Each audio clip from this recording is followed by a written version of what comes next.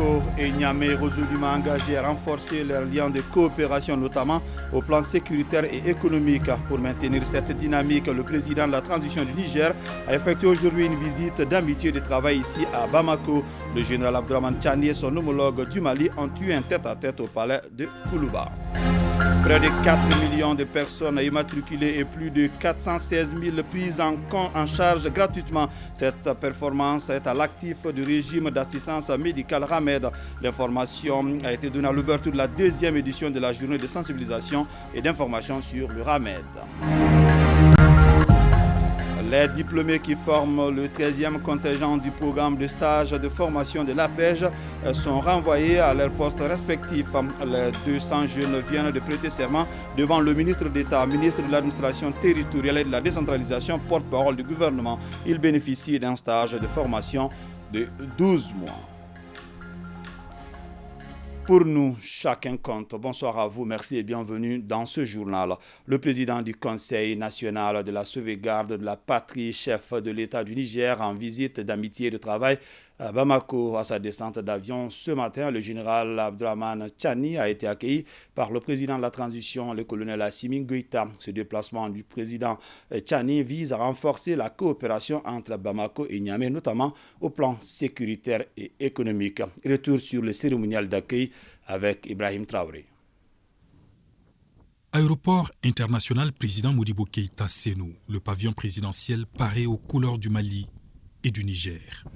La capitale malienne reçoit le président du Conseil national pour la sauvegarde de la patrie, chef de l'État du Niger. À l'accueil, au bas de la passerelle, le président de la transition, colonel Assimi Goïta, en présence du Premier ministre, des présidents d'institutions, des membres du gouvernement, des diplomates accrédités au Mali et de plusieurs autres personnalités.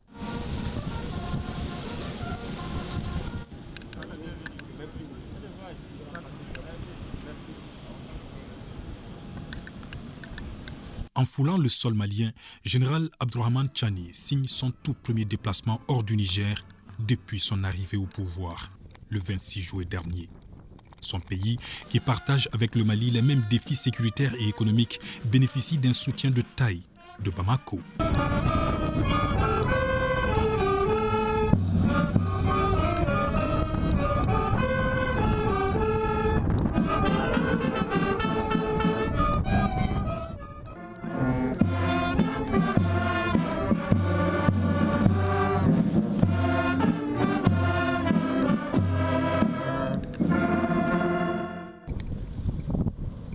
Cette visite d'amitié et de travail du président Tchani est l'occasion pour les deux chefs d'État de se retrouver pour la toute première fois et d'échanger directement sur différents sujets d'intérêt commun, notamment dans le cadre de l'AES, Alliance des États du Sahel. Cette visite vient renforcer aussi l'excellence des liens historiques entre Bamako et Niamey dans divers domaines, une coopération bilatérale exemplaire abordée par les deux parties au cours d'une brève entrevue au salon présidentiel. Des discussions qui seront approfondies à Koulouba lors d'une séance de travail entre Maliens et Nigériens. Le président du CNSP est accompagné d'une forte délégation composée notamment de 5 membres du gouvernement nigérien. De l'aéroport, président Modibo Keïta Sénou, les deux chefs d'État se sont rendus au palais de Koulouba. Le général Abdourahmane Tchani dit avoir choisi le Mali pour son premier déplacement hors du Niger en guise de reconnaissance et surtout pour rendre hommage au colonel Assimi Goïta et au vaillant peuple du Mali après la reprise de Kidal. À Koulouba, les deux chefs d'État ont eu un entretien en tête-à-tête élargi à la suite aux deux délégations. Le point avec Sira Batili.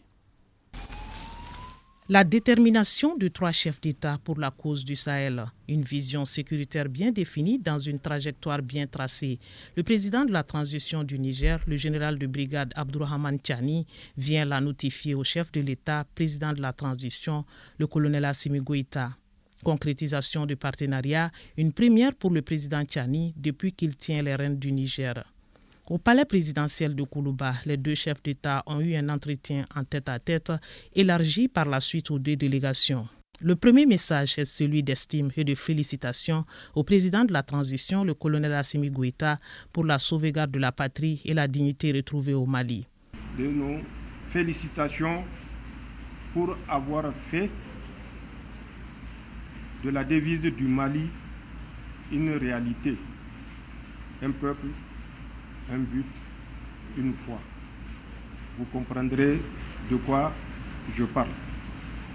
C'est une occasion pour commencer la pacification du Sahel de façon générale. Le Niger est reconnaissant envers le Mali pour le soutien au moment de grande pression sur le pays. Le Mali, première nation, a manifesté sa solidarité en cas d'atteinte à l'intégrité territoriale du Niger. Nos remerciements à son Excellence le Président de la Transition et au vaillant peuple malien. Nous nous rappelons que le Mali avait déjà le 31 juillet, à travers une déclaration,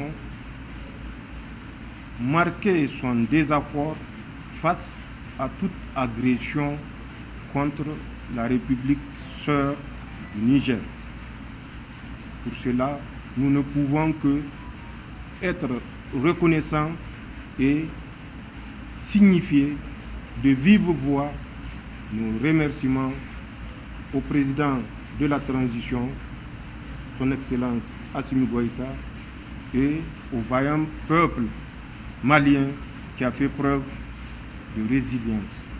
Par rapport à l'embargo, nous allons solliciter une fois de plus le soutien, même si nous savons qu'il est déjà acquis. Mais nous voulons le renouveler de vive voix, le soutien du Mali, du Burkina et des autres pays pour que cet embargo soit levé. Le message est clair, les États du Sahel ne céderont pas à la pression internationale, mieux ils restent soudés pour faire face au terrorisme. L'AES, l'Alliance des États du Sahel ou pacte de défense mutuelle conclu entre le Mali, le Niger et le Burkina Faso doit intégrer un programme de développement pour les trois pays. Rien ne les détournera de leur objectif, celui de faire de cette zone du Sahel non pas une zone d'insécurité, mais une zone de prospérité. Et cet objectif, nous l'atteindrons, Inch'Allah, avec le concours du peuple à travers la direction éclairée de certains dirigeants, dont notamment mon frère et ami Assimi Goïta. Nous sommes ici pour dire que nous saisissons la portée historique de l'acte que nous avons posé le 16 septembre 2023 et que, avec l'accompagnement des peuples du Burkina, du Mali et du Niger, nous ne faillirons pas. Nous ne reculerons devant aucune menace pour que le peuple qui a placé sa confiance en nous portant le soutien dont nous avons besoin, je disais, pour que nous fassions de ce rêve que ce peuple caressait et caresse soit une réalité absolue. Mais nous pouvons assurer que nous ferons tout, je dis bien tout, pour répondre aux attentes des peuples de l'Alliance des États du Sahel. Monsieur le Président, qu'est-ce qu'on peut retenir comme grande action aujourd'hui, comme grande décision de Bamako? C'est le soutien et la détermination des autorités et du peuple malien à cheminer avec les autorités, auprès des autorités et du peuple nigérien. Et ça, quels que soient les obstacles. Et ça nous réconforte de savoir que nous pouvons, quels que soient les obstacles, compter sur le soutien du Mali, qui de reste n'était pas une surprise pour nous, ni une découverte. Pour le président de la transition, le colonel Assimi Goïta, il faut tout faire pour ne pas décevoir le peuple qui reste le centre de gravité de la transition. Les aspirations des différents peuples doivent être traduites en actes concrets. L'Alliance des États du Sahel entame une phase d'opérationnalisation avec d'autres rencontres planifiées pour les tout prochains jours et la mise en place des organes et les modalités de son fonctionnement. La délégation nigérienne autour du président Tchani était forte de 4 membres du gouvernement, dont celui de la Défense. Les travaux ont duré 2 heures de temps, un signal fort en matière de coopération. Alors, le président de la transition du Niger, le général Abdourahmane Tchani, après sa visite de quelques heures, a quitté Bamako. Il a été accompagné à l'aéroport international président Modibo Keïta Sénou par son homologue du Mali, le colonel Assimi Goïta, le président du Conseil national de transition, le colonel Malik Diaw, le premier ministre Dr Choguel Kokala Maïga, les membres du gouvernement et le corps diplomatique. Pour rappel, en ce déplacement au Mali, le premier pour le général Abdourahmane Tchani hors du Niger depuis son entrée en fonction en juillet 2023. Alors, le président de la transition du Niger qui quitte le Mali après une visite de quelques heures.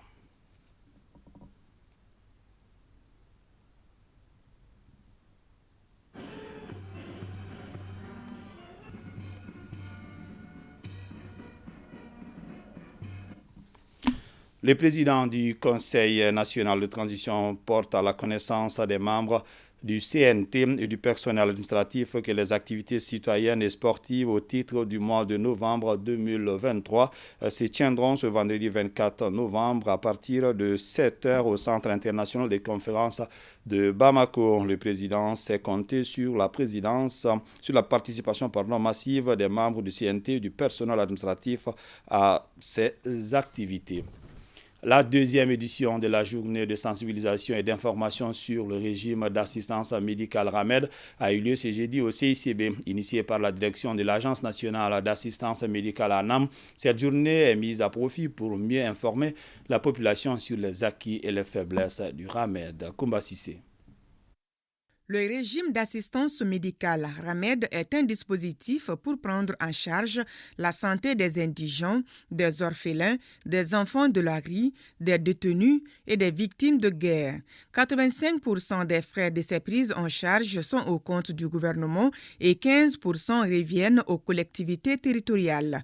La deuxième édition de la journée d'information et de sensibilisation sur le RAMED est donc conçue pour partager les acquis et les faiblesses du régime. Dans le cadre du programme d'urgence présidentielle, on a immatriculé 3 394 349 personnes dans le dispositif du RAMED et nous sommes aujourd'hui en train de prendre 416 429 personnes qui sont déjà totalement prises en charge dans le cadre du RAMED. Nous avons des sérieux retards de paiement de la part de nos collectivités territoriales qui doivent jouer un rôle capital dans la prise en charge des personnes démunies. La République populaire de Chine, partenaire de la santé, a mis à la disposition des tablettes pour améliorer les conditions de travail des agents.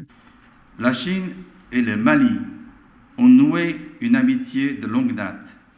Depuis l'établissement des relations diplomatiques il y a 63 ans, les deux pays ont mené une coopération fructueuse, tous azimuts et à différents niveaux, tout en suivant les principes de l'amitié sincère, de l'égalité, du soutien mutuel et du développement commun. Dans les domaines de la santé publique et de la réduction de la pauvreté. L'accès aux soins médicaux pour tous est l'une des visions du gouvernement de la transition. C'est pourquoi il s'est beaucoup impliqué dans la santé des populations, surtout celle des plus démunis. Le gouvernement que j'ai l'honneur de diriger sous la haute autorité du président de la transition travaille à l'organisation du régime d'assurance maladie universelle du Mali, RAMU, à travers le ministère de la Santé et du Développement social, consacre un accès équitable de tous les Maliens aux services et aux soins de base.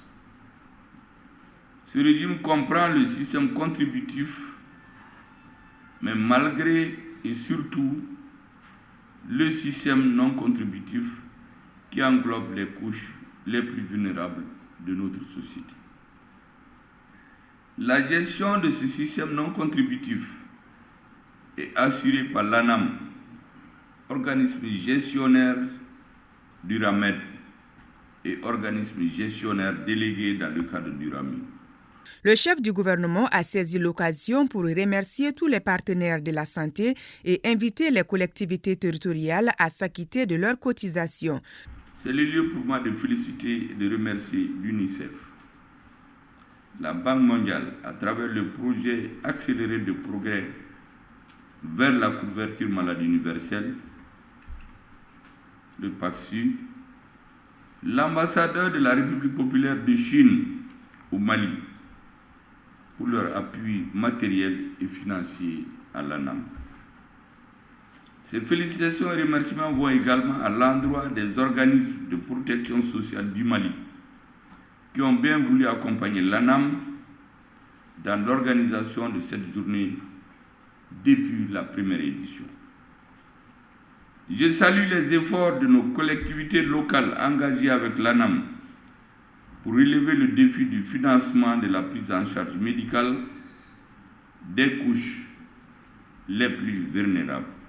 Au cours de la journée, des attestations ont été remises à 13 maires du district de Bamako et de l'intérieur du pays pour s'être régulièrement acquittés de leurs cotisations. Autre temps fort de la journée, une projection et un sketch sur les bienfaits du RAMED. Les diplômés qui forment le 13e contingent du programme de stage de formation de l'APEJ sont renvoyés à leurs postes respectifs. Les 200 jeunes viennent de prêter serment devant le ministre d'État, ministre de l'administration territoriale et de la décentralisation, porte-parole du gouvernement. Ils bénéficient d'un stage de formation de 12 mois. Fademba Keita. En remettant le fanion au porte-parole du 13e contingent du programme du stage de formation professionnelle, la présidente du comité de normalisation du Conseil national de la jeunesse du Mali invite les 2000 jeunes retenus à honorer le drapeau. Sa présentation aux représentants du président de la transition, à la ministre de tutelle et aux autres officiels est suivie des prestations de serment. Je m'engage à mettre à la disposition des services publics d'État, des institutions consulaires, des organisations fêtières et des ONG mes qualités intellectuelles et morales et servir comme stagiaire. 2. Je m'engage solennellement à respecter et à faire respecter les valeurs citoyennes de la République du Mali durant toute la période du stage. En retour, je certifie avoir pris connaissance des conditions du stage dans les services publics d'État, les institutions consulaires, les organisations fêtières et les ONG. Au nom de tous mes camarades, nous prenons l'engagement de tout mettre en œuvre pour effectuer le stage avec dévouement, don de soi, assiduité et ponctualité. Les témoignages éloquents des contingents de 2005 à 2016 affirment avoir tiré profit de ce stage de formation professionnelle de l'APEJ qui a favorisé leur insertion socio-professionnelle. Le programme de stage de formation, auparavant appelé volontariat de l'APEJ, a bénéficié depuis 2004 à près de 45 000 jeunes diplômés maliens, dont 51% de femmes pour un coût de 12 milliards de francs CFA environ, entièrement versés sous forme d'allocation, de déplacement, de restauration et de sécurité sociale. Le présent programme auquel ont postulé environ 23 000 jeunes permettra de placer en stage une année durant 2 000 jeunes diplômés, dont 51% de jeunes femmes, auprès des services publics et parapublics, des collectivités territoriales et des ONG nationales et internationales.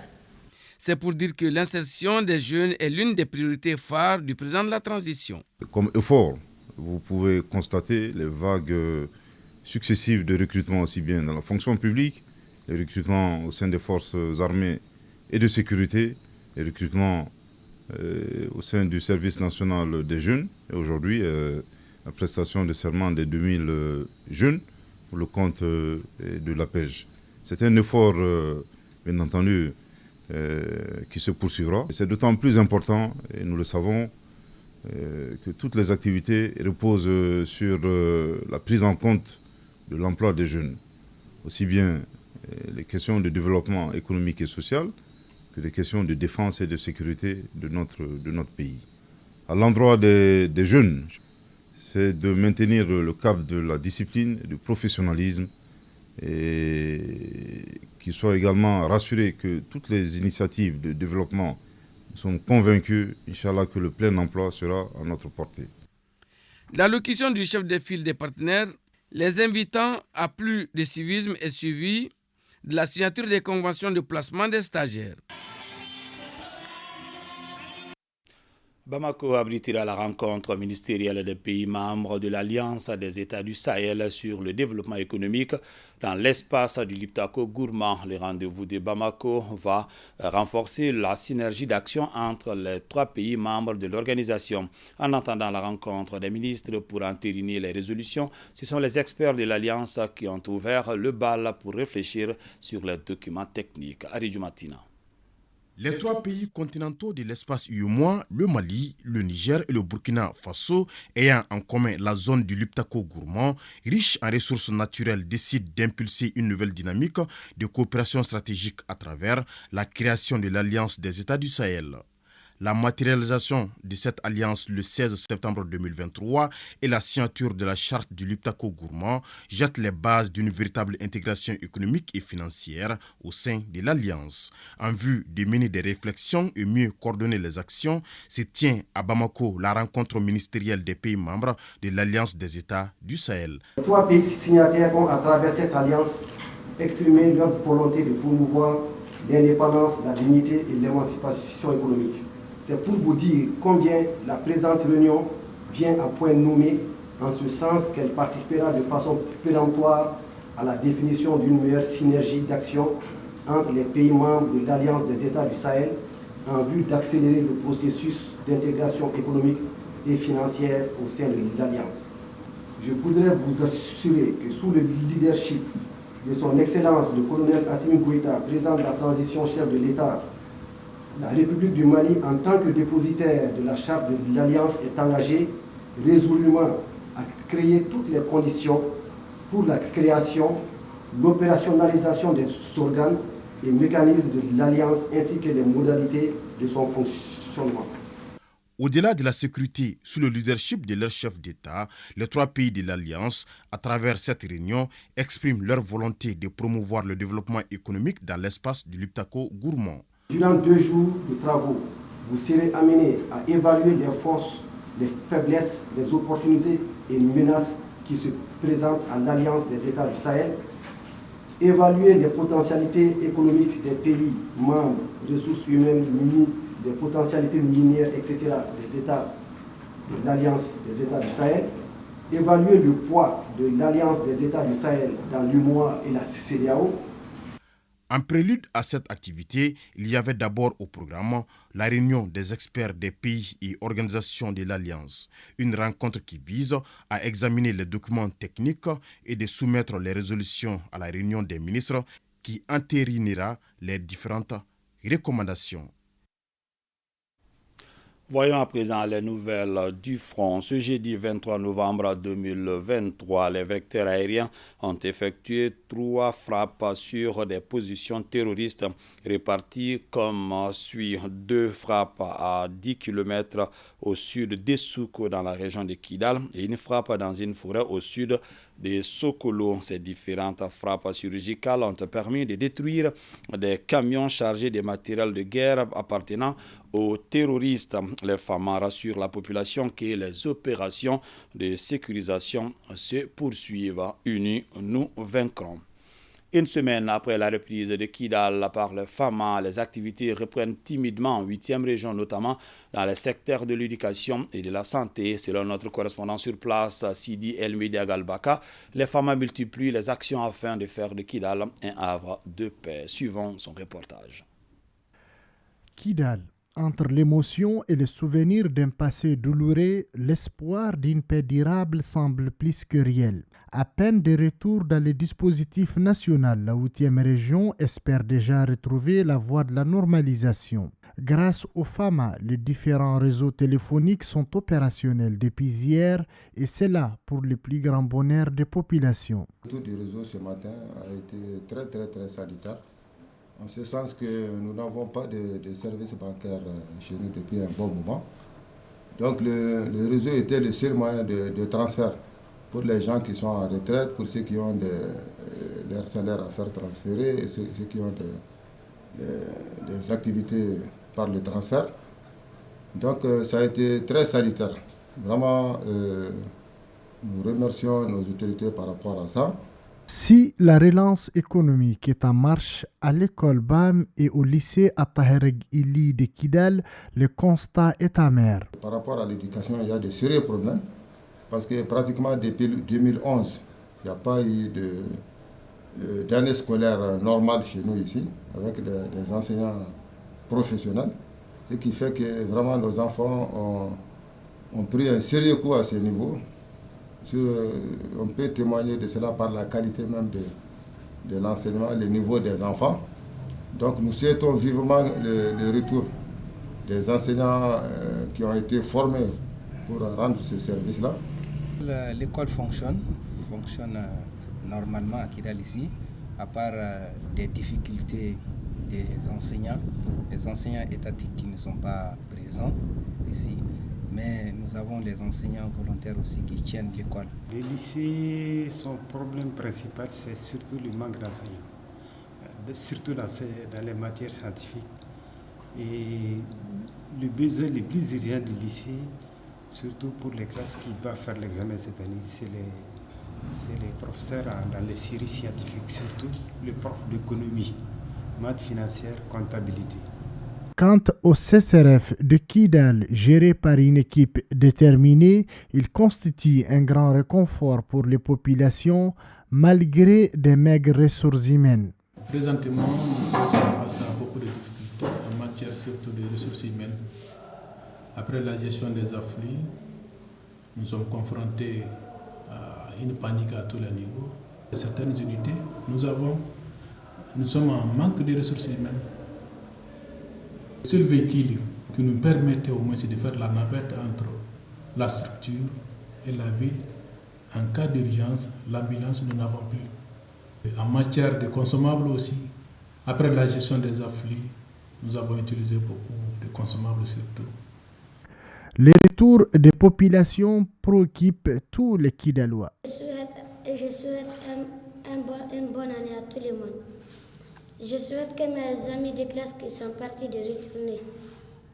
Dans notre école, il y a manque d'études, il n'y a rien. Il n'y a pas de maîtres, on a manque de bancs, on a manque de tableaux, on a manque d'électricité aussi. Nous avons l'espoir puisque ces élèves-là, c'est les parents qui les ont fait partir par peur. Heureusement, nous avons vu l'armée venir professionnellement, rien, il n'y a pas eu même de coups de feu en ville, donc alhamdoulilah.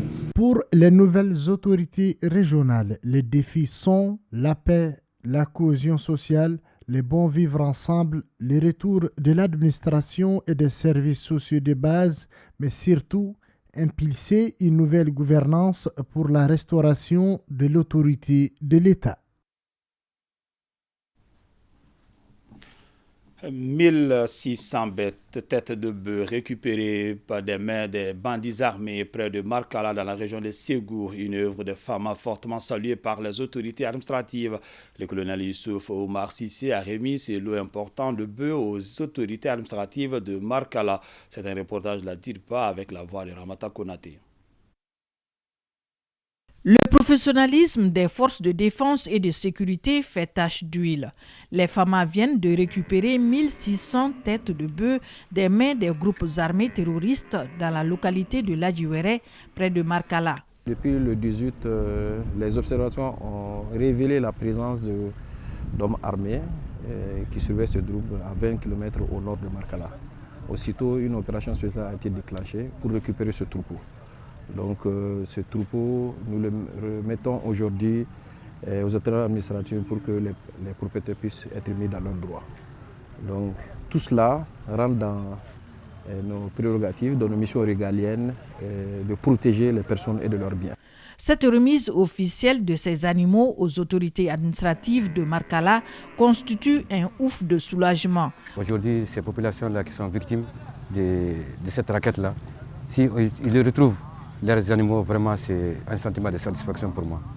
Et je ne fais que me réjouir et féliciter l'armée et les femmes pour cet exploit. La dite cérémonie est aussi l'occasion d'insister sur le renforcement de la sensibilisation concernant le lâcher des animaux. Aujourd'hui, de plus en plus, on remarque également un lâcher précoce des troupeaux dans les champs, pendant que nous sommes dans une période importante, la période des récoltes.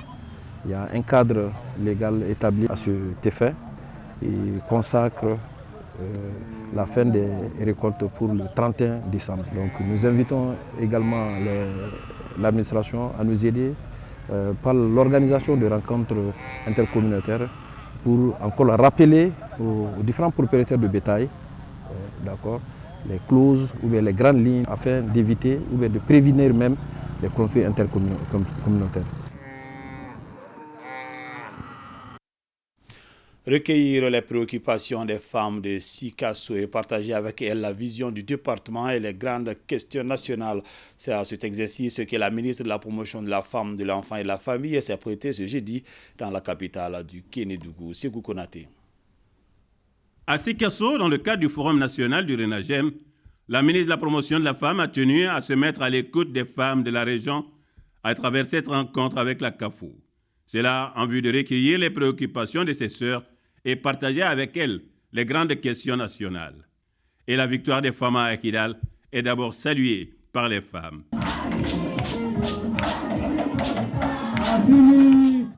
Et la ministre de livrer ce message fort. C'est un grand moment de satisfaction qu'elles ont bien voulu nous témoigner, qu'elles ont bien voulu nous manifester à travers les tam-tams et à travers d'autres mots glorieux.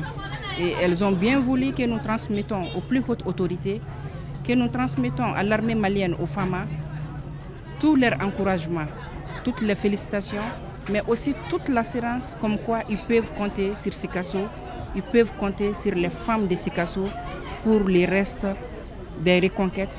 La rencontre a été l'occasion pour les femmes de Sikasso d'évoquer certaines préoccupations. Les difficultés sont un peu énormes pour les femmes de Sikasso. L'accès aux fonds FAFE, les équipements de travail, l'accès aussi au terrain, aux champs de culture. Donc on a évoqué avec le ministre l'opérationnalisation du centre qui pourrait prendre tous ces trucs-là en compte. Des préoccupations qui ont bénéficié d'une oreille attentive. Nous en avons pris bonne note. Nous les avons rassurés que le message sera transmis à qui de droit. Mais bien avant, nous-mêmes, nous sommes ceux qui doivent les aider à être soulagés.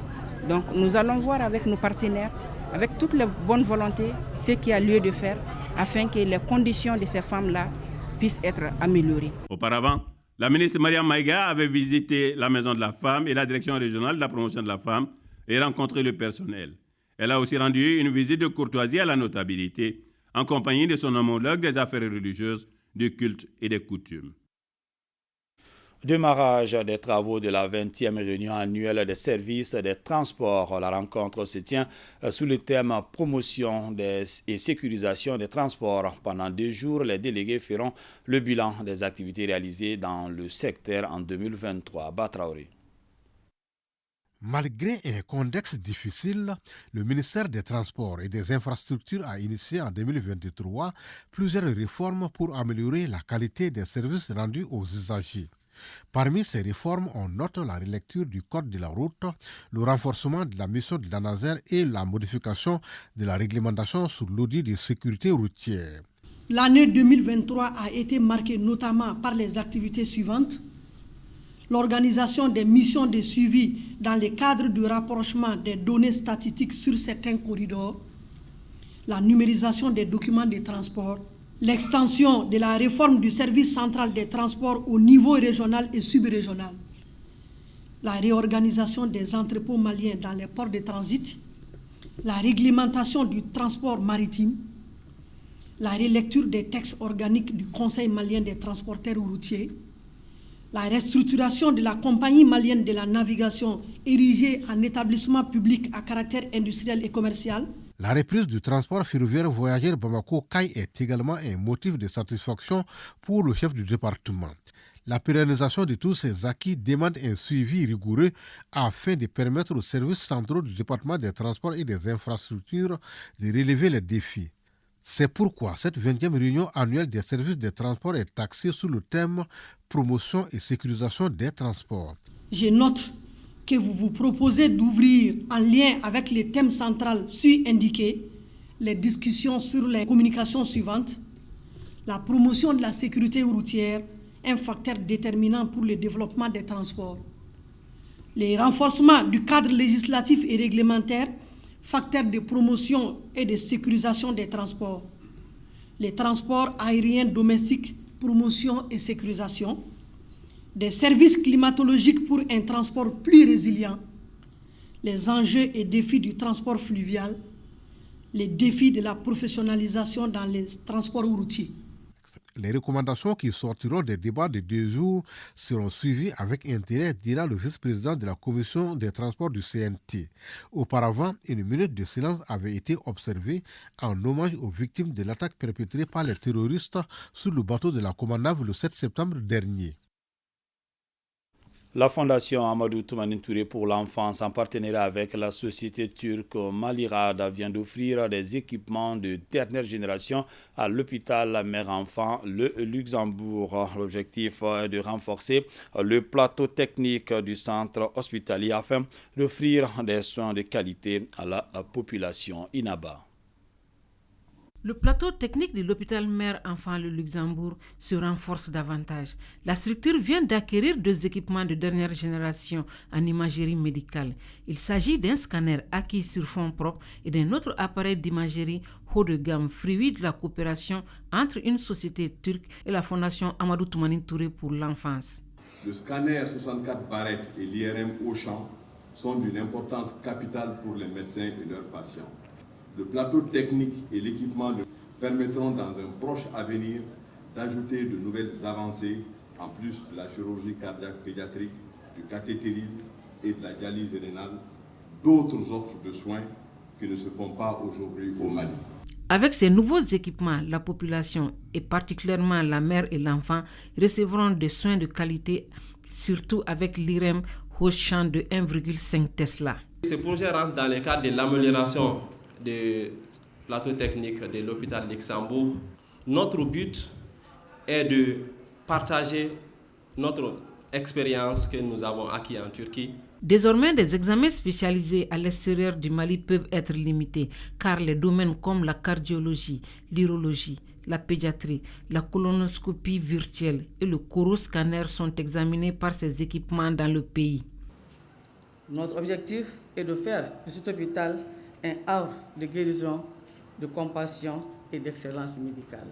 Ce progrès est un pas de plus vers notre objectif ultime, assurer à chaque mère et à chaque enfant l'accès à des soins médicaux de qualité.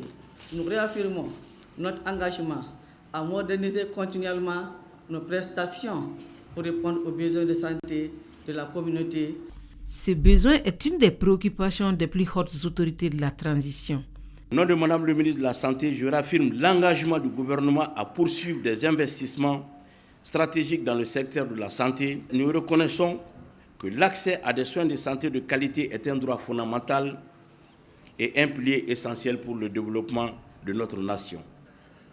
Je tiens à exprimer ma gratitude à tous ceux qui ont contribué à ce projet, et en particulier la Fondation ATT pour l'enfance, pour son soutien continu. Et votre engagement à améliorer la santé de nos mères et enfants est une source d'inspiration pour nous tous. Selon les spécialistes, ces équipements sont très avancés dans l'imagerie par résonance magnétique. Ce sont des appareils qui donnent des résultats avec une très grande précision. Les travaux de la 28e session scientifique du Comité national de la recherche agricole ont débuté ici à Bamako. Les chercheurs vont durant 3 jours examiner les documents et les rapports de recherche en cours. Souleymane Sidibé.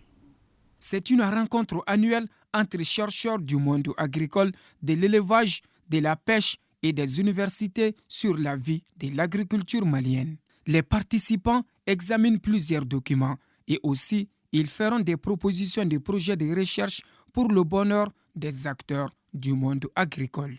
Cette rencontre annuelle a pour but d'évaluer non seulement les rapports de recherche produits au cours de la campagne, mais également de regarder les nouvelles propositions de recherche pour voir si ces propositions de recherche cadrent bien avec les objectifs qui sont définis par le département et à partir du pays pour voir comment on peut améliorer la production et la productivité des différentes cultures qui sont mises en place. Cette année, nous avons 45 dossiers qui sont soumis et parmi les 45, il y a 24 qui concernent les rapports et les autres, ce sont les propositions de projets qu'on soumet aux conseillers scientifiques qui vont essayer de siéger sur ces dossiers, essayer de les parfaire pour que le projet soit beaucoup plus viable pour un financement ultérieur. Des conseillers scientifiques et chercheurs du Mali, du Burkina Faso et du Sénégal prennent part. Le Burkina Faso, pays invité d'honneur du Salon international de l'artisanat du Mali. Ils sont plus de 1400 participants venus de plus d'une dizaine de pays à y prendre part. Le Premier ministre, Dr Choguel Kokala Maïga, a lancé la 4e édition en présence de son homologue burkinabé. Elle a pour thème l'artisanat africain, facteur de résilience, de paix, d'intégration des peuples et de croissance économique. À l'occasion de la cérémonie de lancement, le chef du gouvernement, Dr Choguel Kokala Maïga, a rappelé la grandeur de la culture africaine et invité les Africains à se mobiliser pour leur liberté. Nous l'écoutons au micro de Salimata Ndao. Il faut que les Africains soient conscients que notre histoire, c'est la nôtre. Nous devons la connaître. Nous sommes un pays de brassage. Aussi longtemps que vous montez dans l'histoire du Mali, chaque groupe ethnique à un moment donné, il était avec les autres pour faire face à l'ennemi. Tout le monde, nous avons eu des grandes entités étatiques ici. L'Empire du Mali, de Mansa Moussa, tous les Africains en sont fiers. On dit que c'est l'homme le plus riche de l'humanité. En 1300 et quelques, il y a des pays qui n'existaient pas. 170 ans après, il y a eu Kankou Moussa. Avant Kankou Moussa, il y avait Soni Alibert. Dans l'armée Soni Alibert, il y avait des contingents composés uniquement de Touaregs, uniquement d'Arabes. Il était laïque. Tu es féticheur, tu es musulman, tu ne crois à rien d'ailleurs. Ce n'est pas son problème. Tu t'acquittes de tes devoirs vis-à-vis de l'État. Dans notre pays-là, tout le monde est chef, ou a été chef, ou ses ancêtres ont été chefs, ou ils ont commandé. Personne n'est l'esclave de personne. Et c'est ce qui m'a fait dire que maintenant que Kidal est reconquis là, partout il y a les inégalités sociales. Ah, moi je suis supérieur à toi, je suis lié à la France, aux États-Unis. C'est terminé. Chaque citoyen doit être évalué à l'aune de ce qu'il donne à la nation. Seul le travail a nourri les autres. Il n'y a plus de citoyens de première zone, de seconde zone, c'est fini. La deuxième chose, c'est que le peuple malien doit se mobiliser. Pour que Kidal, peut-être un jour, beaucoup d'Africains vont demander à Kidal. Ils vont aller passer les week-ends là-bas, dans le sable, dans les dunes, là, tranquillement. Et vous savez qu'il y a des légumes qui poussent mieux à Kidal que dans le reste du Mali. Le ministre de l'Agriculture est là. Même ce matin, il m'a donné quelques leçons. Il y a des zones où certains légumes poussent plus à Kidal que dans le reste du Mali. Donc je souhaiterais qu'un jour, des Burkinabés, des Nigériens et d'autres qui seraient tentés par cette vocation se donnent rendez-vous là-bas pour passer le week-end à Kidal et qu'ils passent bien raconter comment cette ville est belle, que d'ailleurs eux à leur retraite ils veulent passer, installer leur maison à Kidal et y vivre. D'autres détails sur cette cérémonie d'ouverture du SIAMA 4 dans nos éditions de demain. Le SIAMA se déroulera donc du 23 au 3 décembre 2023 au parc des expositions de Bamako.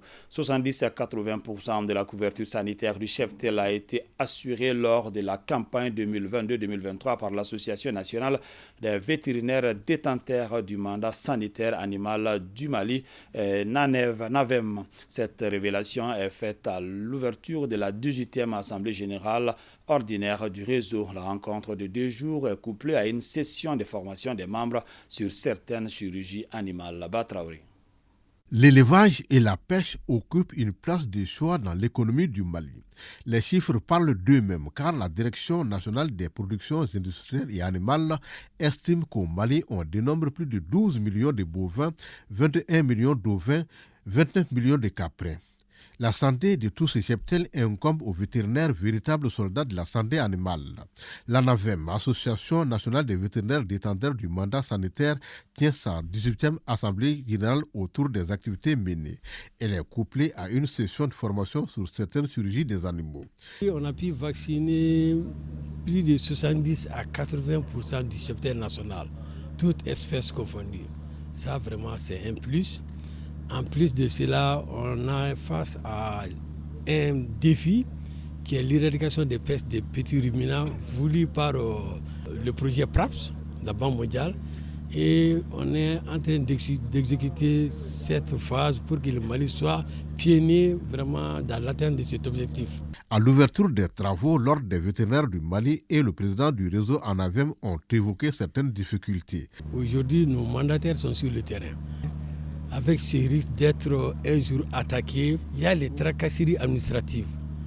Le ministre vous rassure de l'accompagnement sans faillite du département dans vos activités du mandat sanitaire pour une meilleure maîtrise de la santé des animaux, d'une part, et celle de la santé publique, d'autre part. Quant aux difficultés citées ici par M. le Président de la NAVEM, le département rassure que tout sera mis en œuvre pour trouver des solutions appropriées. Selon le président de l'ANAVEM, l'élevage constitue la principale source de revenus pour plus de 30% de la population malienne et cette activité procure à l'État environ 60 milliards de francs CFA par an.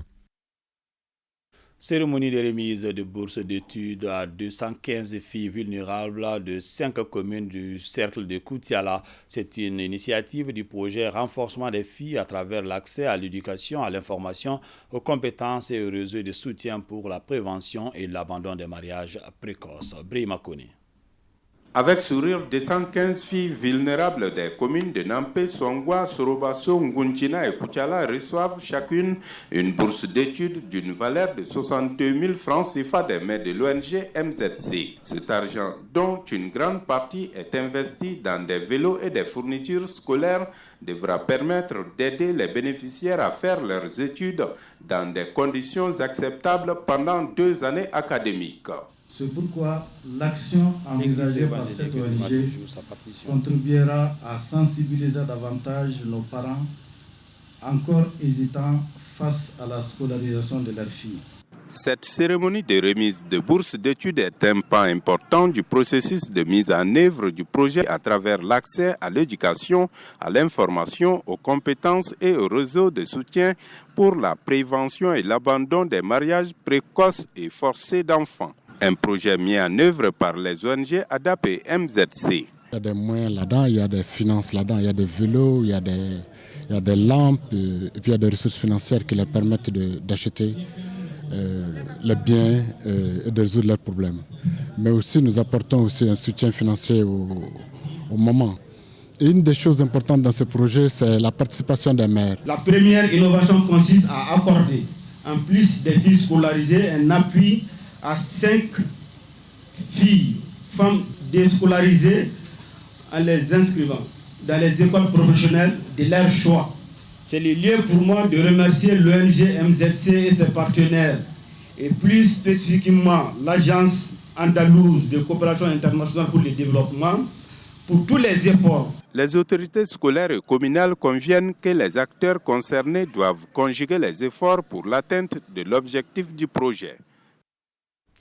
L'Église évangélique du Mali joue sa partition dans la recherche de la paix et de la réconciliation nationale. Dans la région de Badiangara, les fidèles chrétiens ont animé une journée de prière afin que le Mali retrouve son union d'antan. Le commentaire de Bokari Koulibaly.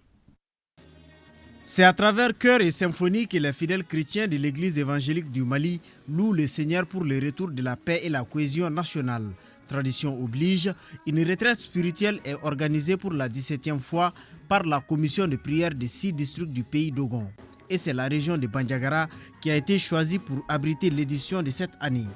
La cérémonie qui nous réunit ce matin est juste simple, mais pleine de signification, surtout quand il s'agit de venir s'associer, de se rassembler, d'étudier, de communier, également de faire des prières en communion pour le bénéfice de toute la nation, mais en commençant d'abord par notre région et également les régions du centre.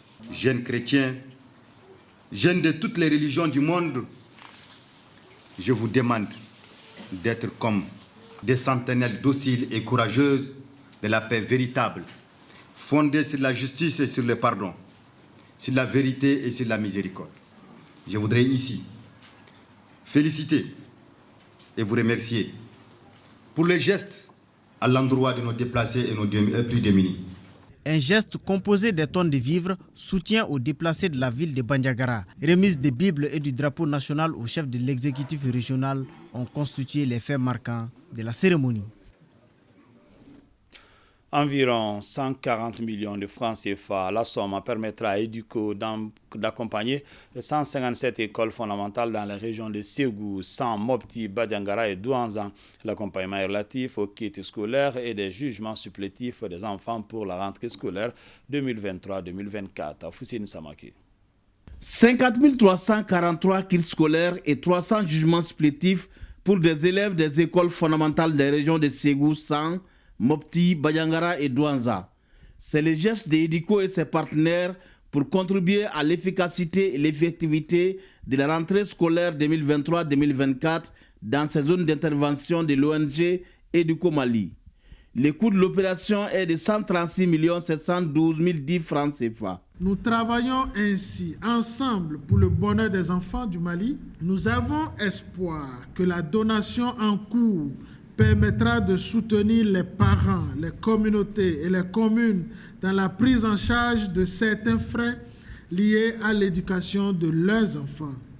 Vous êtes venus nous aider sur le chemin qui est le nôtre, celui d'assurer une éducation de qualité à tous les enfants de notre pays, celui d'assurer une éducation inclusive où aucun enfant ne sera laissé de côté. Ces kits sont composés chacun de sacs à dos, cahiers, stylos, ardoises, gommes, crayons, livres de grammaire et de lecture et des matériels de géométrie. Ces kits scolaires vont permettre aux enfants de disposer du matériel nécessaire pour suivre les cours et faire leurs devoirs. Quant au jugement supplétif, ils vont sans doute leur permettre d'accéder à des services publics, de bénéficier de la protection de la loi, entre autres. Notons que depuis plus d'une vingtaine d'années, EDUCO œuvre pour améliorer les conditions d'éducation des enfants, surtout des couches vulnérables et des enfants non scolarisés au Mali. Les populations continuent de manifester leur joie quant à la reprise de la région de Kidal. Pour faire le constat, partons à Bankoumana, Sikasso et Gao avec nos reporters Mohamed Kantao, Mustafa Doumbia et Sambari Aydra. Le soutien aux forces armées et de sécurité est une cause nationale. C'est ce que la mairie de la commune rurale de Bangoumana a compris en organisant cette marche pacifique. Dans cette noble tâche, elle est accompagnée par le Grand Forum du Mandé et la radio Sendougou. La marche est partie de la mairie au marché. Les marcheurs tous âges confondus ont parcouru environ 2 km pour exprimer leur reconnaissance aux autorités de la transition pour la libération de Kidal. Des habitants de Bangoumana sont décédés lorsque Kidal était sous occupation des ennemis. Maintenant que cette 8e région est libérée, les vœux de nos illustres disparus ont été réalisés. Je remercie le colonel Assimi Goïta et ses collaborateurs. Personne ne peut nous empêcher de nous libérer. Bangoumana et ses 14 villages remercient le président de la transition. Nous les soutenons ainsi que son gouvernement. La marche pacifique se termine en manifestation folklorique à la place publique, ce qui n'a laissé personne indifférent. Il faut que le Mandé soit uni comme un seul homme pour soutenir la transition et pour soutenir les femmes. La commune rurale de Bankoumana salue la détermination, l'engagement, la bravoure et le degré de patriotisme des autorités de la transition dans leur inlassable lutte pour la reconquête totale de notre souveraineté sur l'ensemble du territoire national. A rappeler que c'est le 14 novembre que les femmes ont repris le contrôle total de Kidal. Cela après plus de 10 ans d'occupation des groupes armés. C'est l'intonation de l'hymne national du Mali qui a donné le ton de cette mobilisation de soutien aux forces armées maliennes, une initiative du Conseil régional de la société civile de Sikasso. Les femmes ont pris cette guerre-là à bras de corps. Le président de la République, Assimi Goïta, a juré de ne pas laisser un petit espace, même 1 mètre en dehors du Mali. Et il l'a fait. Plusieurs groupements et associations de soutien à la transition ont répondu à l'appel de la société civile, tout comme les chefs de quartier. Les forces de défense et de sécurité nous ont montré leur bravoure. Nous ont montré qu'ils sont les descendants de Souldiata Keïta. Nous ont montré qu'ils sont les descendants de Bameba et de Tcheba Traoré. L'autorité administrative régionale a saisi les cadres pour inviter la population à l'union, une union qui a permis la reprise de Kidal. Cette réalisation, fruit de l'unité, du développement et du sacrifice, renforce notre conviction commune envers la paix et la stabilité. Nos militaires ont démontré une détermination sans faille pour protéger notre souveraineté et garantir un avenir sûr pour chaque Malien. La présidente régionale de la CAFO a salué la forte mobilisation des jeunes qui constituent l'avenir de la nation. C'est dans une salle de conférence du gouvernorat de Gao archi-comble ce dimanche que le Conseil supérieur des Imgad et alliés a convié les différentes communautés nomades de la région de Gao pour réaffirmer leur soutien indéfectible aux actions de reconquête de l'intégrité du territoire national entreprise avec bravoure et un grand professionnalisme par les forces armées maliennes. La prise de Kidal le 14 novembre, les opérations menées à Andermoukan ces derniers jours sont autant d'actions dont se félicitent les initiateurs de cette grande mobilisation. Les femmes ne sont pas dans cette reconquête-là pour une couleur, qu'il soit tamaché, qu'il soit arabe, qu'il soit bambana, qu'il soit soré, qu'il soit peul. Il suffit qu'il soit malien. Donc c'est ce message que nous avons passé. Voici pourquoi aujourd'hui nous sommes là. En dépit des succès engrangés sur le champ de l'honneur, nos femmes ont besoin du soutien et de l'accompagnement des citoyens maliens pour bien accomplir leur mission régalienne. Le seul apport aujourd'hui pour la reconquête qui est en train d'être faite de façon farouche et rigoureuse par les forces de défense et de sécurité, c'est de donner la bonne information, c'est de les aider à leur passage, à ce qu'ils puissent détecter l'ennemi. Les autorités régionales, pour leur part, ont invité les leaders communautaires à sensibiliser nos compatriotes déplacés à regagner leur domicile. La lutte des femmes est dirigée contre les terroristes et non les populations pour lesquelles elles sont là. À cet effet, je lance un appel vibrant à toutes les populations qui ont déjà quitté leur village, ville et campement de revenir pour se mettre sous la protection des femmes. Les représentants des communautés Imgad, Ichérifen, Idashak, Arabe ou encore Songoui se sont succédés à la tribune pour réaffirmer leur soutien sans faille aux femmes, au président de la transition et à son gouvernement. Du 30 novembre au 12 décembre 2023 se tiendra à Dubaï, aux Émirats arabes unis, la conférence des parties sur le climat, la COP 28. Notre pays sera représenté par une forte délégation conduite par le ministre de l'Environnement, de l'Assainissement et du Développement durable. Invité de la semaine sur notre antenne, Mamadou Samake estime que la COP, au-delà des questions environnementales, est une occasion de faire entendre la voix du Mali sur les enjeux globaux au niveau international. Je vous propose de suivre un extrait de cet entretien. Il répond aux questions de Yaya Konaté. Chaque pays s'est engagé, a pris un certain nombre d'engagements pour déjà inclure prendre en compte les conséquences des changements climatiques dans toutes les politiques de développement que nous allons élaborer. Et cela se traduit dans notre CDN, notre contribution nationale, déterminée nationale. Et nous allons faire le point sur l'état d'avancement de ces engagements-là. D'office, tout le monde fera le point sur l'état d'avancement de ces engagements et sur les perspectives sur lesquelles nous comptons nous engager. Et au-delà de ça, la COP est un espace où tout le monde se retrouve. Nous avons les chefs d'État, les premiers ministres, les ministres, les hommes d'affaires, les ONG, les secteurs privés, les industriels. La voix du Mali sera portée à ces différents niveaux.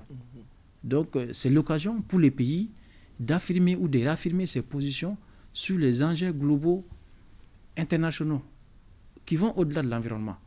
C'est vrai, techniquement, la rencontre porte sur l'environnement, mais l'enjeu de la rencontre va au-delà de l'environnement et concerne tous les enjeux globaux aujourd'hui auxquels nous sommes confrontés. C'est pourquoi vous parlez à la limite de défendre les couleurs du Mali. Ah, bien sûr, bien sûr. Nous allons pour défendre les couleurs du Mali et nous sommes en mission pour le Mali. Parce que chaque pays va venir défendre ses intérêts. C'est vrai que nous allons dans un groupe, le groupe africain, pour les négociations internationales, mais au-delà de ça, chaque pays va aller défendre ses intérêts particuliers. Et nous avons beaucoup d'intérêts particuliers à faire valoir au niveau de la COP. L'invité de la semaine à suivre après la page PMU Mali. Le président du Conseil national des transitions porte à la connaissance des membres du CNT et du personnel administratif que les activités citoyennes et sportives au titre du mois de novembre 2023 se tiendront ce vendredi 24 novembre à partir de 7h au Centre international des conférences de Bamako.